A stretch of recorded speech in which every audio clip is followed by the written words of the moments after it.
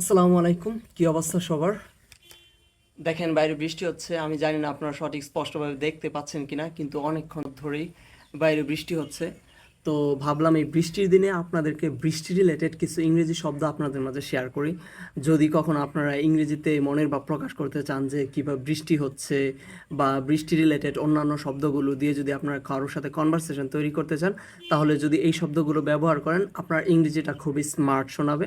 আর বৃষ্টি রিলেটেড এই সাধারণ শব্দগুলো আমাদের সবারই জেনে রাখা খুবই জরুরি।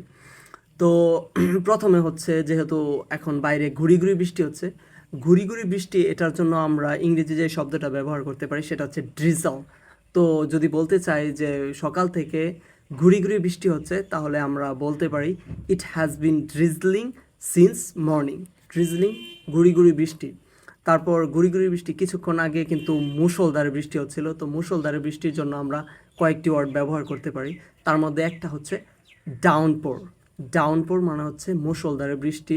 তাছাড়াও ব্যবহার করতে পারি টরেনশিয়াল রেইন, মানে হচ্ছে প্রবল বৃষ্টি।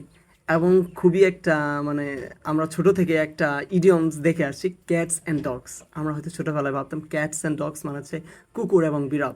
আসলে না, ক্যাটস অ্যান্ড ডগস মানে হচ্ছে মুষলধারে বৃষ্টি। তো যদি বলতে চাই যে সকাল থেকে মুষলধারে বৃষ্টি হচ্ছে, আমরা এই ইডিয়মসটা ব্যবহার করতে পারি, it has been raining cats and dogs since morning.